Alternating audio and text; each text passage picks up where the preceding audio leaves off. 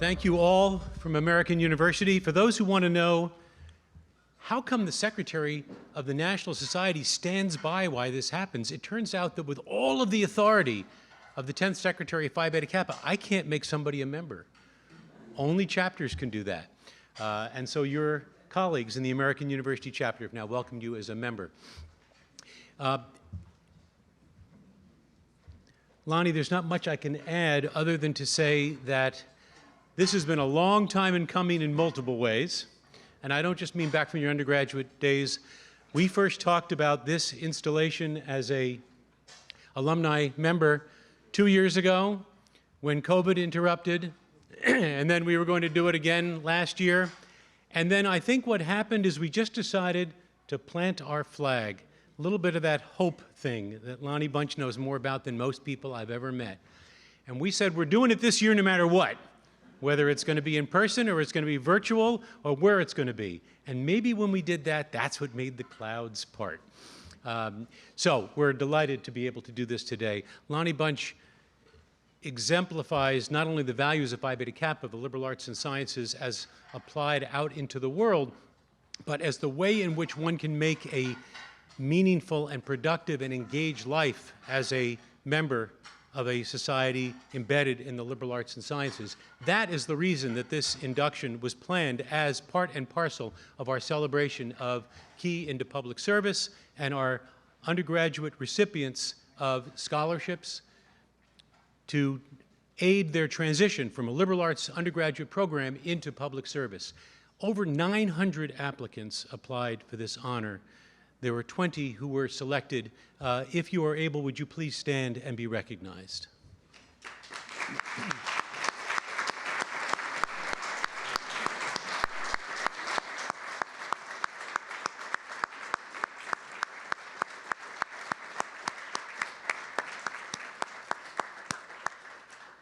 When you have the privilege that many of us do to spend time with undergraduates, I like to tell people, this is what forever fortifies me from being a cynic.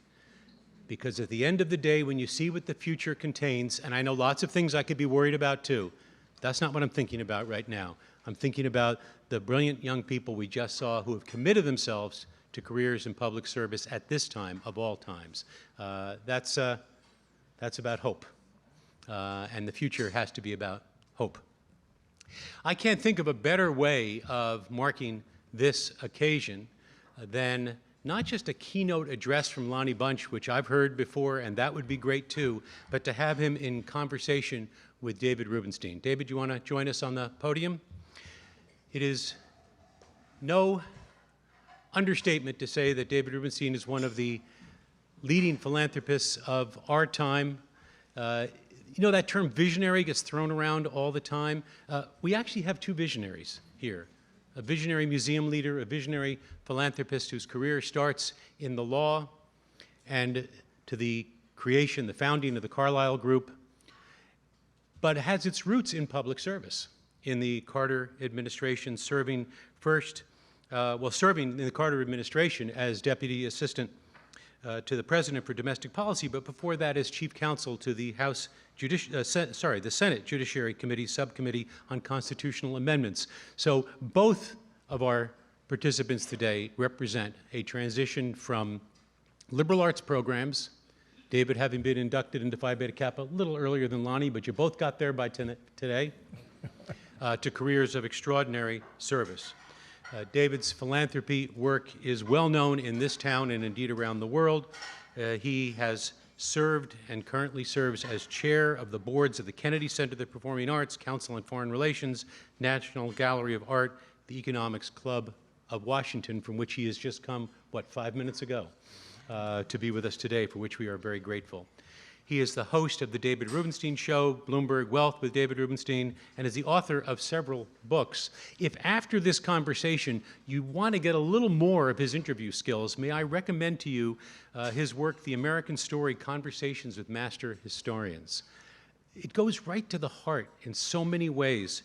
As you'll see, he asks John Meacham, biographer of Thomas Jefferson, how could a man write all men are created equal when he had 2 slaves with him in Philadelphia, owned 60 slaves at the time, owned 600 slaves during lifetime, and there's no evidence he freed very many slaves when he died. How could he have said that?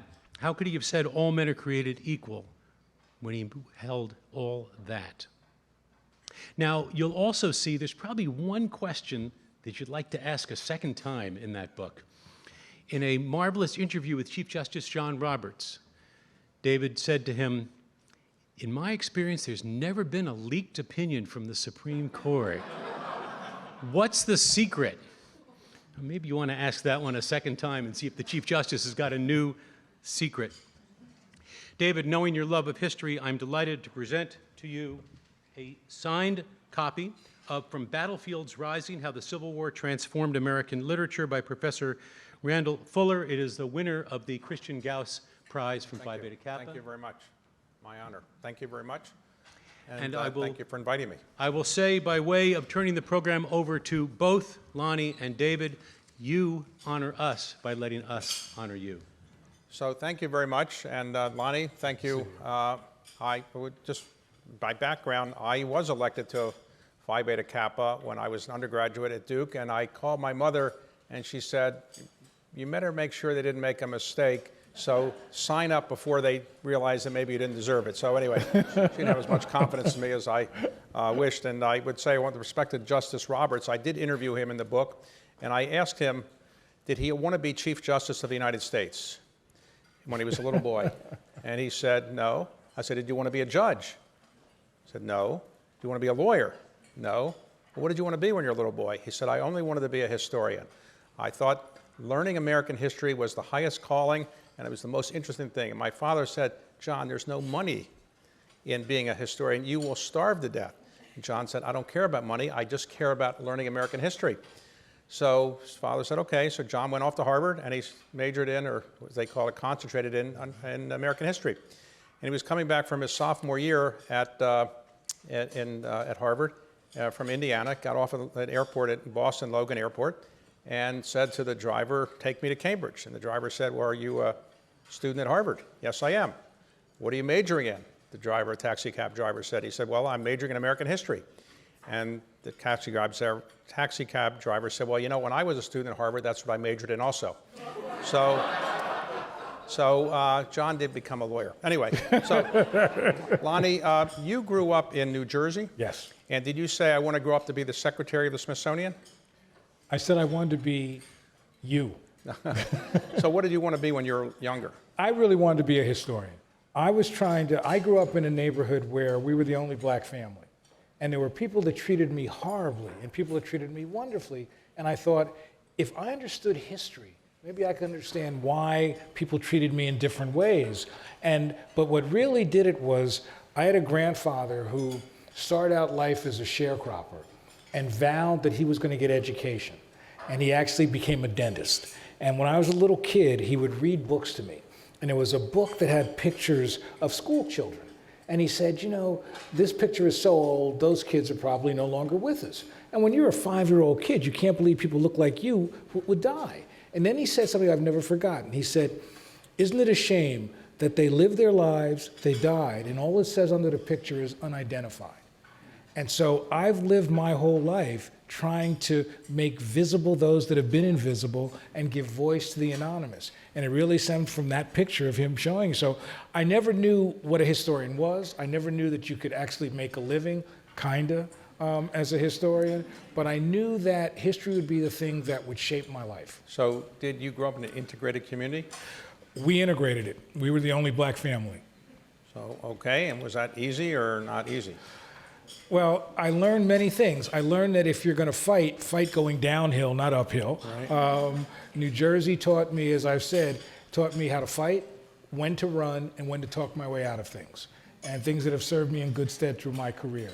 But I wouldn't trade it for the world, because it really shaped how I think. And what New Jersey taught me was there needs to be people who are comfortable straddling many worlds. There need to be people who are comfortable saying, I can understand you even though I'm different. And that really has sort of undergirded so much of my career to say, how do I use history, how do I use my career to help a country better understand itself and maybe find hope and reconciliation through that? So when you were younger, did your father ever and your mother take you to the Smithsonian? You know, the Smithsonian is really important to me. I grew up in New Jersey. My mother had family in North Carolina.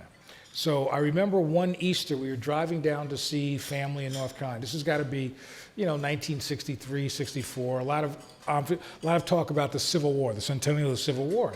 So we're driving past Richmond and Petersburg, and I see these museums, for the history of the Confederacy and all these things. And I begged my father, stop, I want to see these museums. I want to go to these sites. He never stopped. And on the way back, I really thought I was going to be smart. I actually got a map from Esso that tells you how long ago it was, and actually planned, okay, if he can get gas here, we could stop at Fredericksburg. But he refused to stop. But instead of driving straight to New Jersey, he drove to Washington, D.C. And he pulled up in front of the Smithsonian, and he said to me, here is a place where you could understand history and not be turned away because of the color of your skin.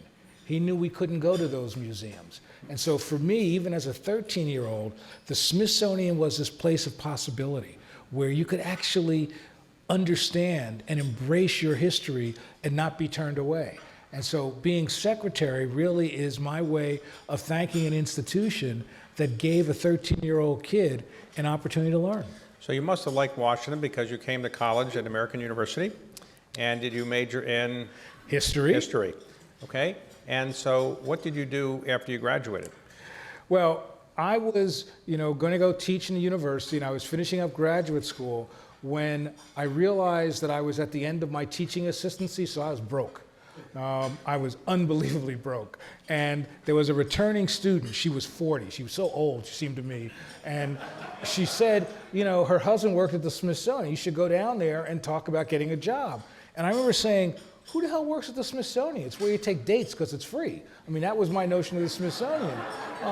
So I went down, and I knew I wasn't going to get a job because I had this big afro, so I had jeans, and I wore my favorite jacket. I had an Army officer's jacket that had Sergeant Pepper's Lonely Hearts Club on one sleeve and Black Magic on the other. So I'm not going to get a job.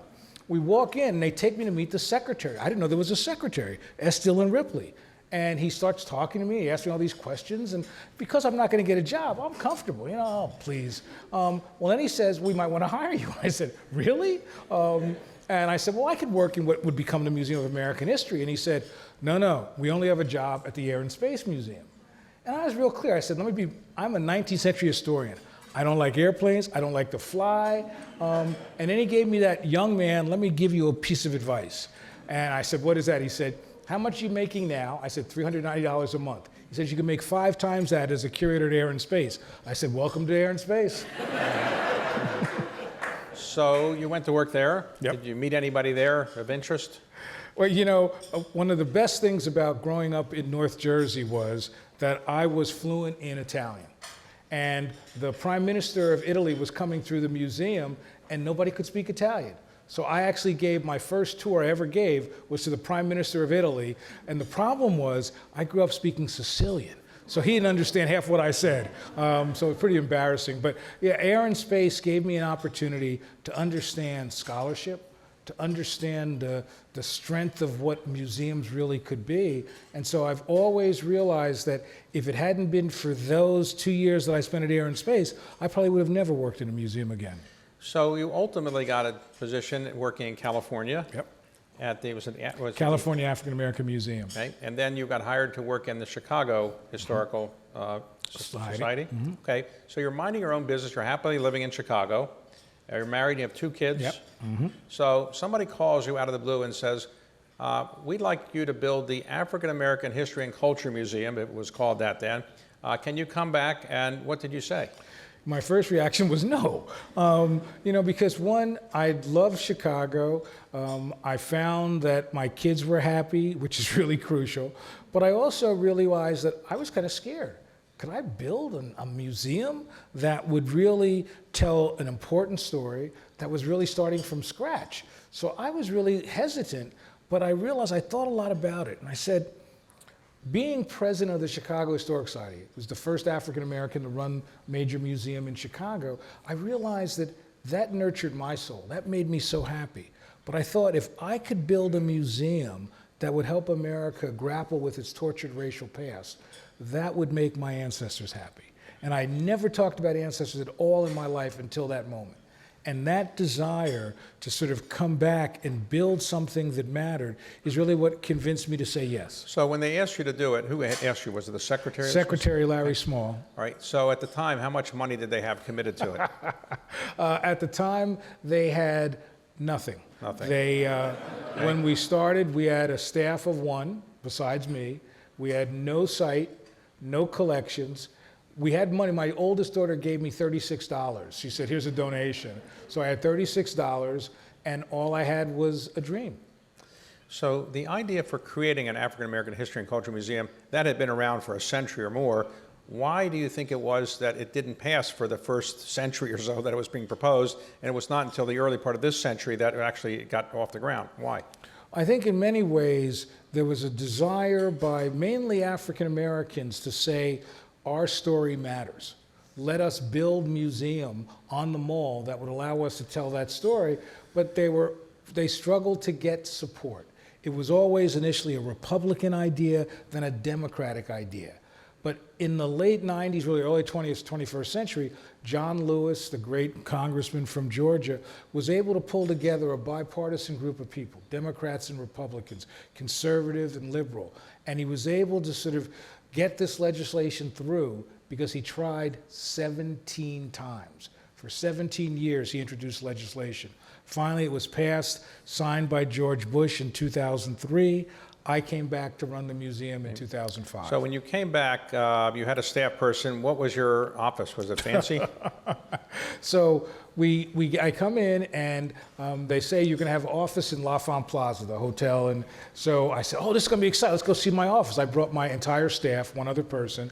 And we went there and we saw the room, 7001. Got there and the door's locked.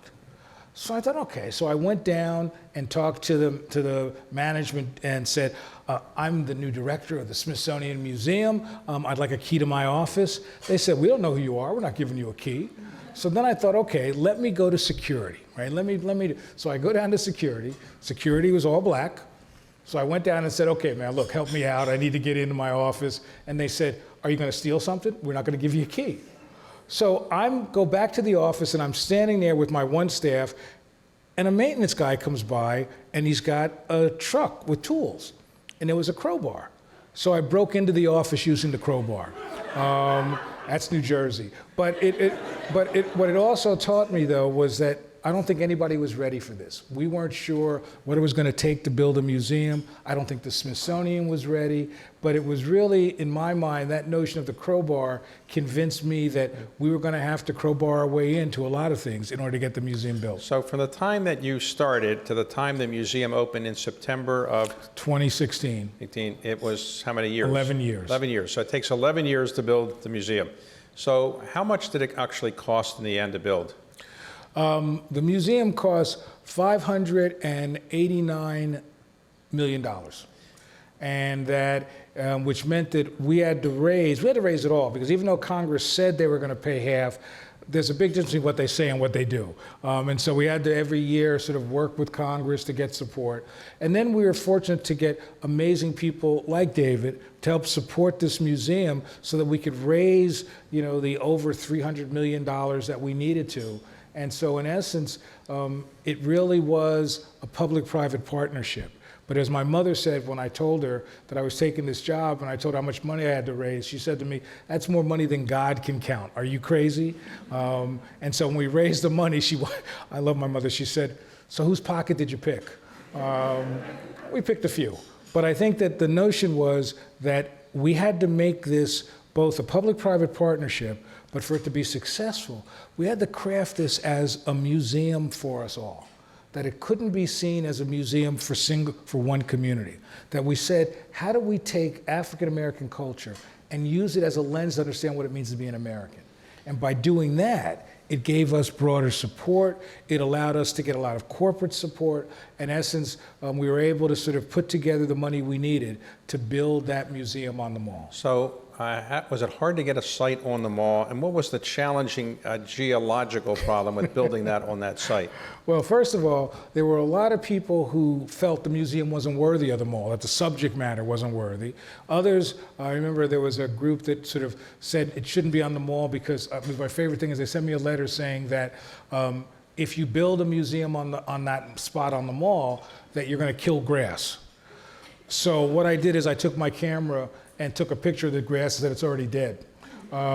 Because you're trying to figure out how to do it. But ultimately, we were able to sort of convince Congress, and really it was the Board of Regents that had to make that decision. We looked at sites on the mall, off the mall, and there was no doubt it should be on the mall. There was no doubt that this culture needed to be on the mall because the mall is where the world comes to understand what it means to be an American. And then, so we got the site and I was so excited. And then we started digging. And this museum, if you've been, it goes down 3 floors. Well, it's only supposed to go down 1 floor. But I thought, let's really do this. If we're going to do it right, let's go down 3 floors. Well, we hit more water than I've ever seen. And the problem is the architects and engineers said, oh, you're building over a creek. So therefore you do your foundation a certain way. It turned out it wasn't a creek. It was an aquifer of water. And if we punched the bubble, the Washington Monument would tilt and come down. So there were many things I wanted after my name, but not that he knocked over the Washington Monument. But we hit so much water that it was the only time I thought we were going to fail. We couldn't figure out how to get rid of the water, how to stop the water. And then we were having this sort of meeting. We said, we're going to get together in 2 weeks. And if we can't figure it out, Lonnie, you have built the world's largest swimming pool on the mall. What happened is we actually called, I said, who knows water? The Dutch. So we called Dutch engineers, and they were able to help us figure out how do you get rid of that water. So that was really the one thing that scared me, the water. So many of the museums on the mall have kind of an all brick kind of facade. I guess it's a traditional Washington thing to do, have brick facades or white kind of facades. Why is the facade in the African American History and Culture Museum so different? I think there were several things. One is that coming back from Chicago, Chicago is a place where architecture is central.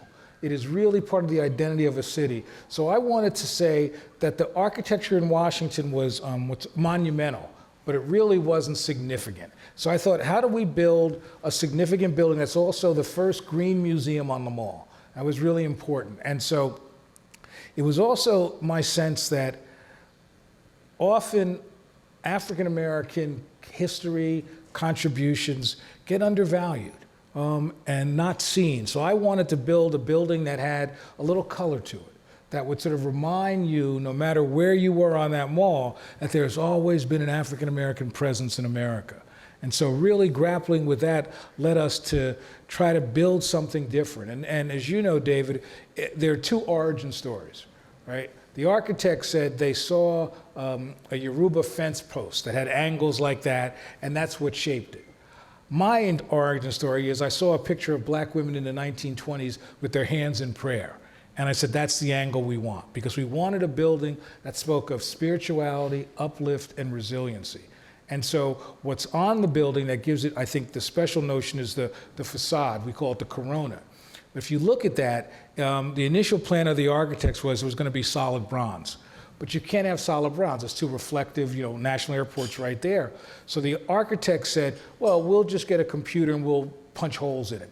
I'm like, I paid too much money for holes. So what we did is I went down to New Orleans and Charleston and took pictures of the ironwork that enslaved and free African Americans made in those cities, and that's what's over the entire building.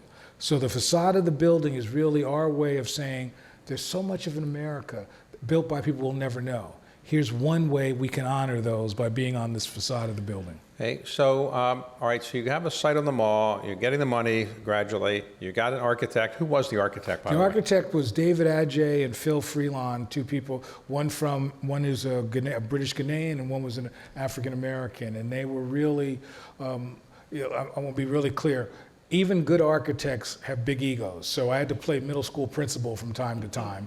But they came up with great ideas and made it work. Okay. So, but the artifacts, you have to have a museum, you have to have things in it for people to look at. So you started with no artifacts. Where did you get these artifacts? The one thing I didn't want to have happen was because I had been at the Smithsonian for many years, I knew the totality of the Smithsonian's collections. And then I knew that if I took everything from the Smithsonian, it would only give us 20% of what we needed. But more importantly to me, I said, what you don't want to do is have everything African American in one building. You don't want to free everybody else from exploring that. And I realized that the Smithsonian is this amazing place that can give you different portals into what it means to be an American. So you want people to be able to see these stories in the Air and Space Museum or the Art Museum. But then that meant, how do we find collections? And I remember early in my career, I was collecting in California, and there was a woman who they told me had good collections. And I went to see her, and she was like, I don't have anything. And she was kind of like, go away, boy, you bother me. But she said, I'll tell you what, go look in the garage, and if there's anything there, take what you want. Well, the garage was this treasure trove of stuff. And I thought, I bet most of the 20th century and some of the 19th century is still in basements, trunks, and attics of people's homes. And we collected 40,000 artifacts, basically stealing the idea from Antique Roadshow, going around the country saying, let us help you preserve grandma's old shawl or that 19th century photograph, bring out your stuff. And of the collections, 70% came from the basements, trunks, and attics of people's homes. So to me, it was really an opportunity to rethink how you collect, but also to sort of bring new support to the Smithsonian. And it was really pretty amazing to be able to do that. So you've got, it was given to you, the Bible of Nat Turner. Mm-hmm. You have Harriet Tubman Shaw. Right. You've got the Emancipation Proclamation. But the most popular item, of all the thousands you have, what is the single most popular item? You know how when you think that you're going to figure out, okay, people are going to love this or that, the most popular item in the museum is Chuck Berry's Candy Apple Red Cadillac, right? Now, the story about this is I had called Chuck Berry and said, I want one of those guitars that you wrote Maybelline and some of those blues songs on. And he said to me, he said, I'll give you the guitar if you take my car. Now, I'm like, I do not want a 1972 Cadillac. I have no interest. But luckily, I have staff that was much smarter than me, and they said, oh, this is really important, you should do it. So I sent this young man to go to St. Louis to see Chuck Berry. I said, look, we've cut the deal. He's got to sign the deed of gift. You've got to sort of mail the stuff back. That's all you got to do. Next day, he calls me in a panic, said, Chuck Berry is mad. He's angry. He says he doesn't trust you. He's not going to sign.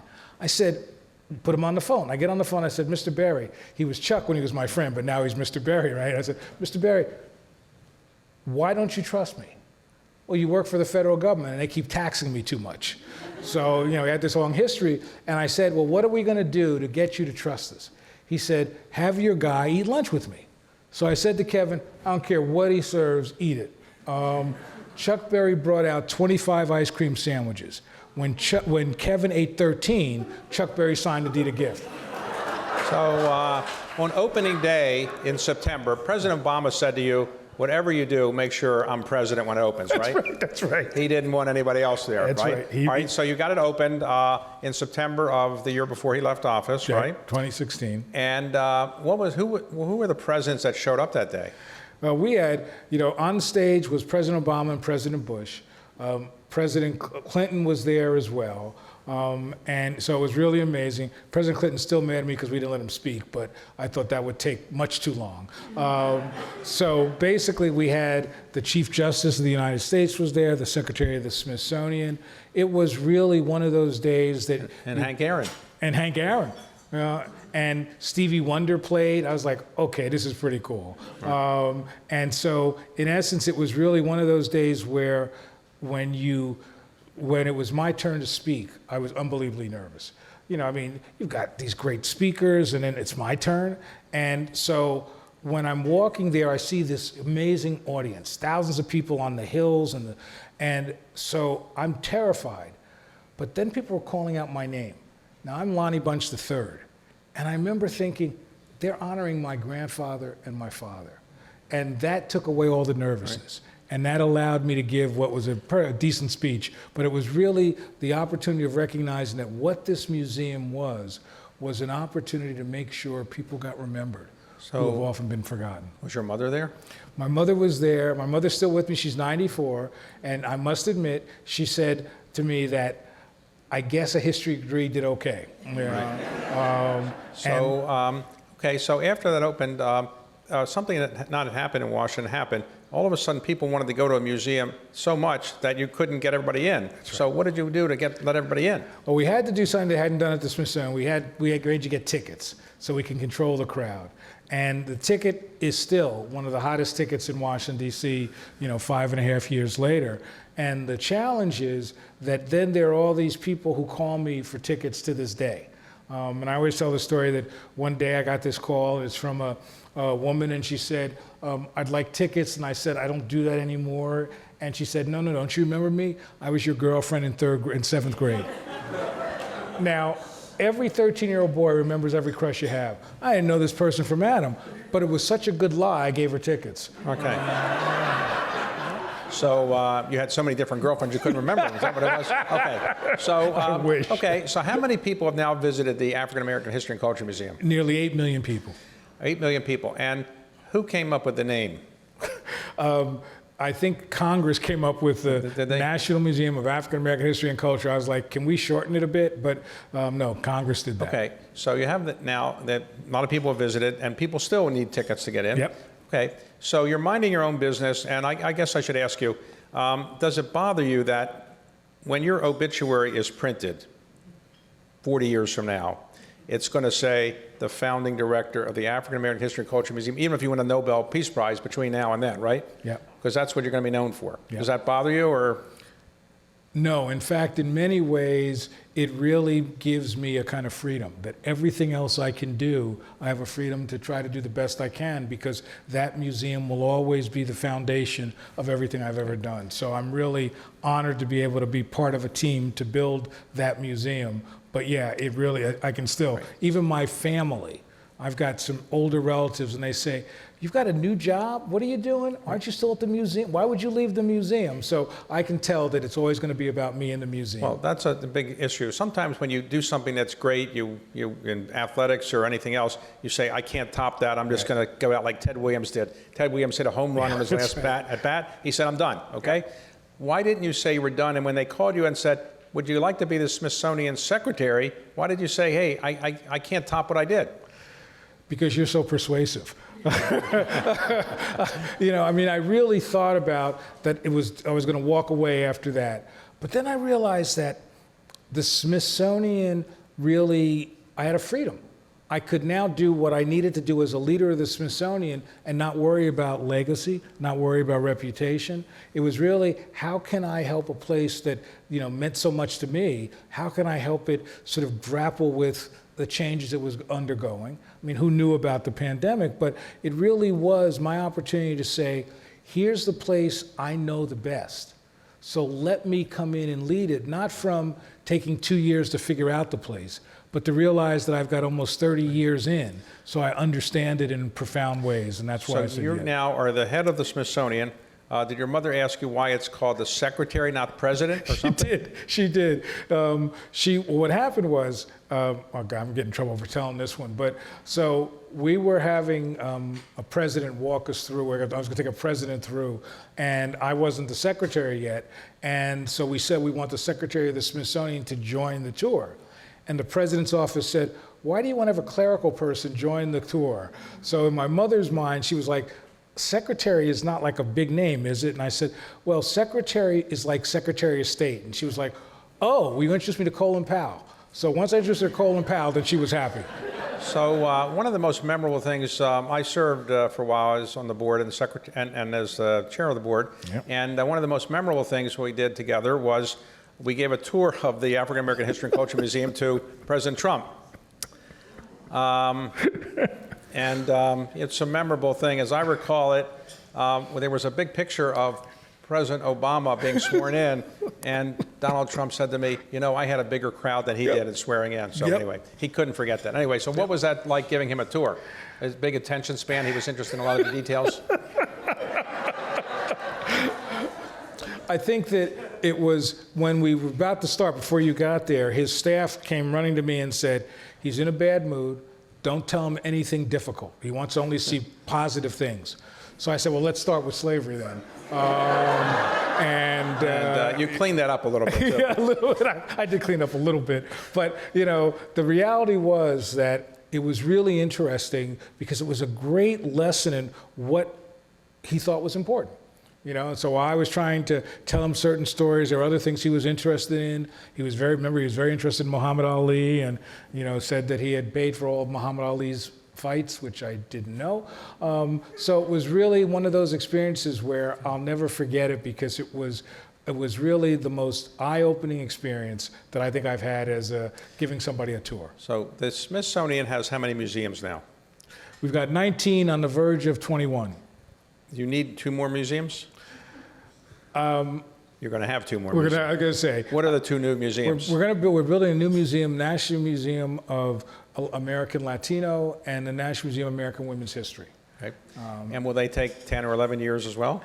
My goal is to get him started, then I'm gone. I am not doing this again. Okay. So you have 19 museums, soon to be 21, and you have how many research centers? We have 20 libraries, we've got about 10 research centers and a zoo. And how many people work at the Smithsonian? 7,000. And how much does it cost to go to the Smithsonian every day? Free. Free. And that's because taxpayers are paying for it. Do you get all of your money from Congress? When I started, the Smithsonian received 99% of its budget from Congress. Now it's about 57%. So it really means that there's a crucial need to do much more fundraising. But really, in some ways, building on a public-private partnership really has been successful. And that it allows us to both leverage congressional support. We don't have to ask, you know, donors to pay for the HVAC.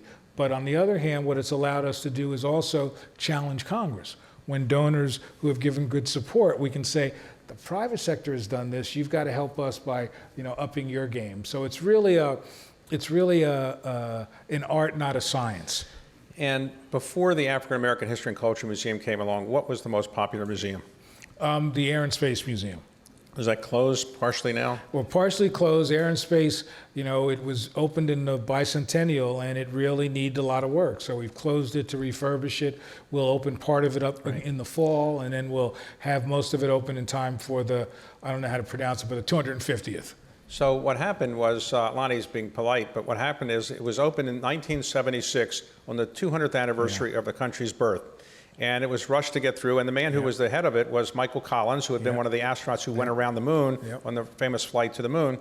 And he was a very talented person, very smart guy, and but he was operating it on GSA specs, and he had to get it done by the time of the bicentennial. So it opened, but GSA specs weren't as good as the specs used to build the pyramids. So the pyramids are still there, but the walls were crumbling from the Air and Space Museum. So we've had to basically completely redo it and rebuild it at a cost of about $1 billion almost. $1 billion. Okay.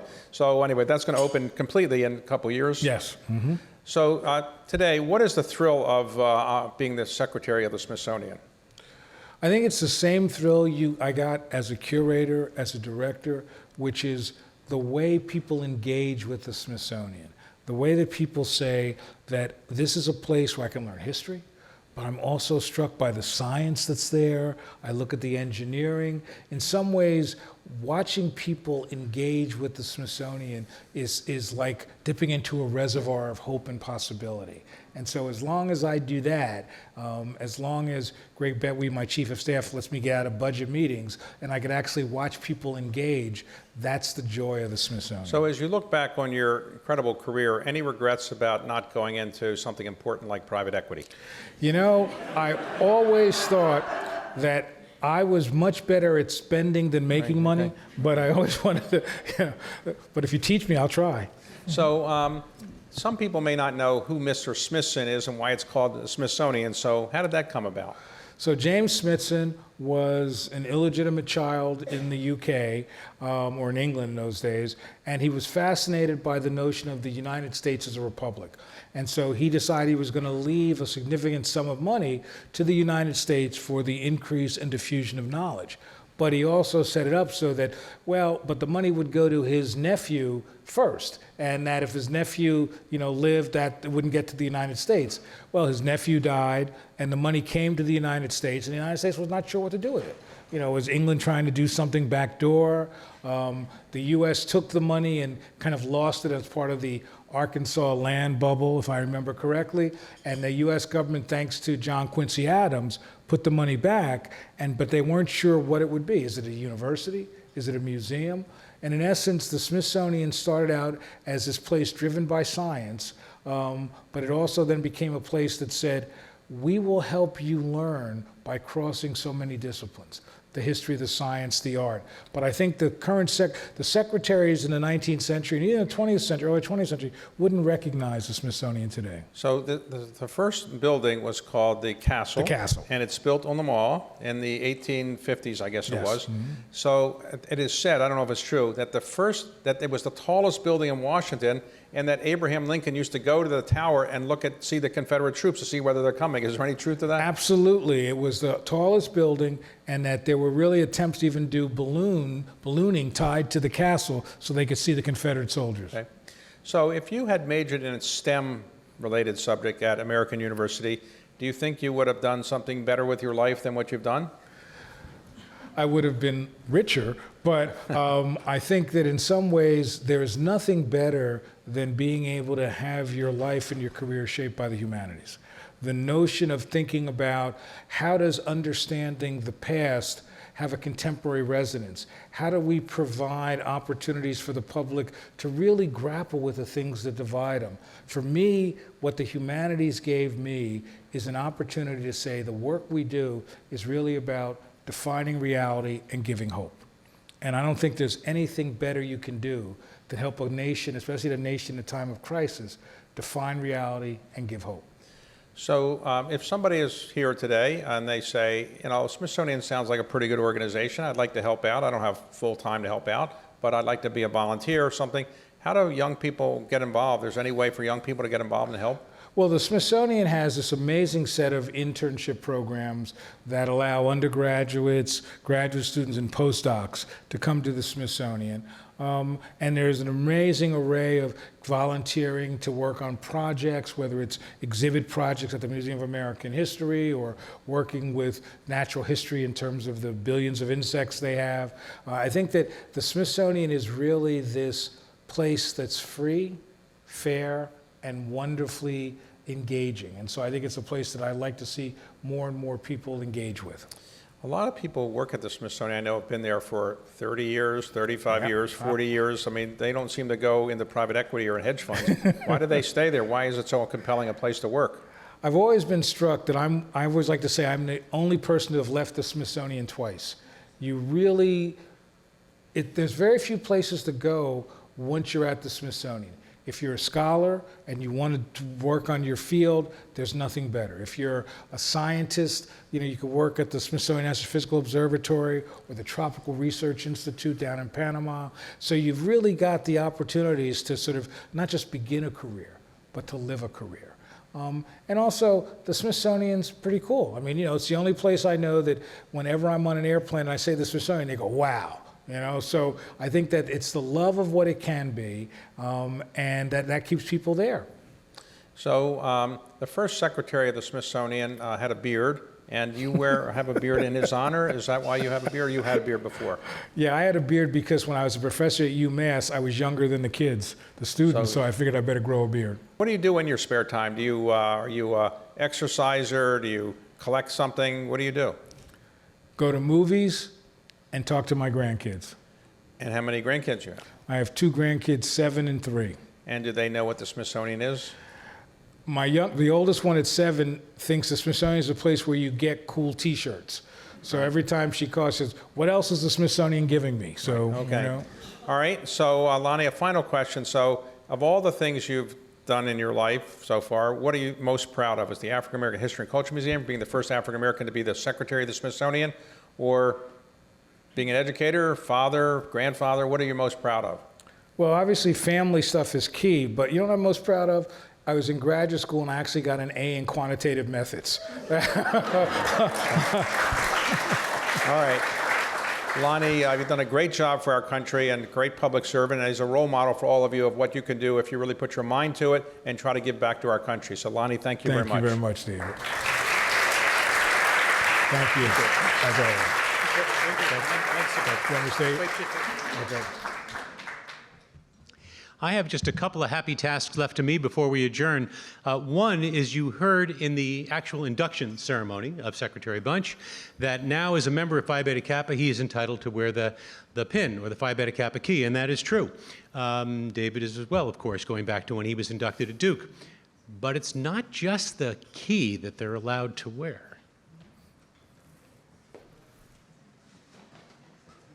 We have bona fide Phi Beta Kappa swag for both of our speakers today. A very cool Phi Beta Kappa tie, and my personal favorite, the Phi Beta Kappa baseball cap. All right, so, gentlemen, great. Thank you. All right. Thank you very much. Thank you. Thanks a lot. Okay. David, thanks a lot as always. See you later. let me add a couple of last thank yous before we adjourn. First, to John and Mindy Gray and the Gray Foundation, who made this event possible, for their support, and for Dana Zucker, a great friend of Phi Beta Kappa, the director of the Gray Foundation. I also want to thank several people who made this event work: Jessica Waters, Mickey Moyers, Jamie Watts, and Patrick Thaddeus Jackson from American University. And last, you're supposed to say not last but not least, I'm going to say, with consent of all the above, last and most, Greg Betway of the Smithsonian, who creates the illusion that Lonnie Bunch runs the Smithsonian Institution. Greg, thank you.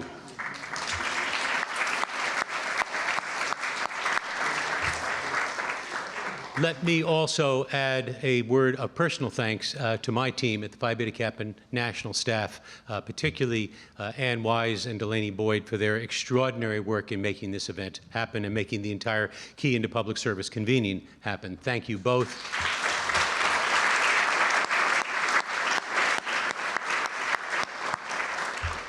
To our mentors, conference partners, Phi Beta Kappa members who joined us today, we appreciate the time and dedication this day and all days to the mission of Phi Beta Kappa. Nearly 250 years ago, 500 graduates in the midst of the early days of a revolution with no sense of how that revolution might end. In fact, the smart money was that it was going to come up short. And of all things, they dedicated themselves not to any dogma, not to any monarchy, but to the notion that the love of learning would be the pilot of their lives. It was an astonishing commitment that they made. It speaks to us still. It inspires us still. It challenges us still. Thank you all for being with us today.